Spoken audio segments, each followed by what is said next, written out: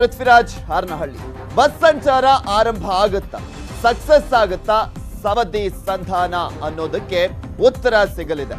ಸಾರಿಗೆ ನೌಕರರ ಒಕ್ಕೂಟದ ಸಭೆ ಅಂತ್ಯವಾಗಿದೆ.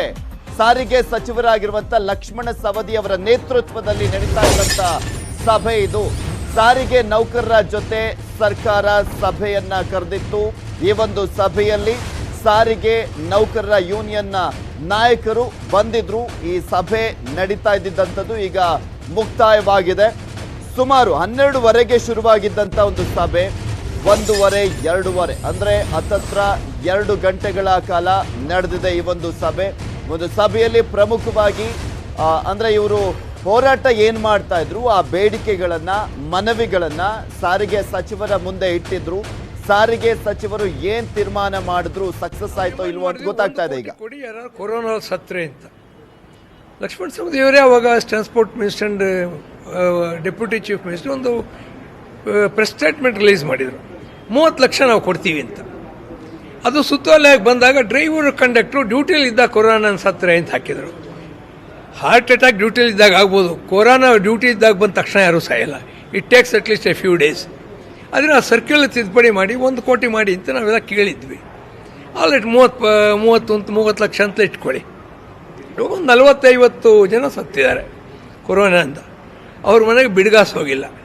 ನಮ್ಮ ಸಂಸ್ಥೆ ಅಧಿಕಾರಿಗಳು ಕೇಳಿ ಹೇಳ್ತಾರೆ ಸರ್ಕಾರದ ಬೇಬಿ ಅದು, ಅವ್ರು ಕೇಳಿ ಅಲ್ಲಿಂದ ದುಡ್ಡು ಬಂದು ನಾವು ಕೊಡ್ತೀವಿ, ನಾವು ಇಟ್ಕೊಳ್ಳಲ್ಲ ಅಂತಾರೆ. ಇವಾಗ ಅದಕ್ಕೆ ಸಾರಿಗೆ ಸಚಿವರ ಗಮನ ತಂದ್ವಿ.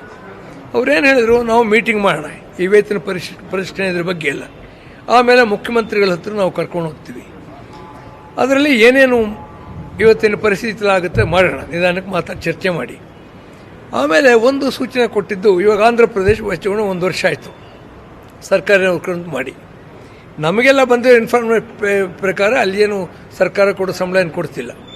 ಆದರೆ ನೀವೊಂದು ಕಮಿಟಿ ಕಳಿಸಿ, ಒಂದು ಸರ್ಕಾರ ಇಲ್ಲಿಂದ ನಿಮ್ಮ ಕಡೆಯಿಂದ ಆಂಧ್ರ ಪ್ರದೇಶಕ್ಕೆ ಕಳಿಸಿ, ಅಲ್ಲಿ ಏನಾಯಿತು, ಮುಂಚೆ ಏನು ಬರ್ತಿತ್ತು, ಇವಾಗ ಏನಾಗಿದೆ, ಯಾರು ವರ್ಕರ್ಸ್ ಹ್ಯಾಪಿ, ಅಲ್ಲಿ ಬೆಳೆದಿದೆಯಾ ಅದು, ಇದೆಲ್ಲ ನೋಡ್ಕೊಂಡು ಬಂದಿದ್ದು. ನಾವು ಕೂಡ ನಂತರದಲ್ಲಿ ಇಂಟ್ರ್ಯಾಕ್ಟ್ ಮಾಡ್ತೀವಿ ಆ ಡಿಮಾಂಡ್ ಮೇಲೆ, ಸರ್ಕಾರಿ ನೌಕರ ಮೇಲೆ. ಯಾಕೆಂದರೆ ಯಾರು ಸರ್ಕಾರಿ ನೌಕರಾಗಬೇಕು ಅಂತ ಇವತ್ತು ಕೇಳ್ತಿದಾರೋ ಅವರು ಕೂಡ ಯಾತಕ್ಕೆ ಸರ್ಕಾರಿ ನೌಕರಾಗಬೇಕು ಅಂತ ಹೇಳ್ತಿಲ್ಲ. ಯಾವುದೋ ಒಂದು ಇಮ್ಯಾಜಿನರಿ ಪೇ ಸ್ಕೇಲ್ ತಂದು ಕೊಡ್ತಾರೆ, ಆ ಪೇ ಸ್ಕೇಲ್ನಲ್ಲಿ ನಾವು ಕೊಟ್ಟುಬಿಡ್ತಾರೆ ಅಂತ. ಸರ್ಕಾರ ಯಾವುದು ಕಮಿಟ್ಮೆಂಟ್ ಏನು ಮಾಡಿಲ್ಲ.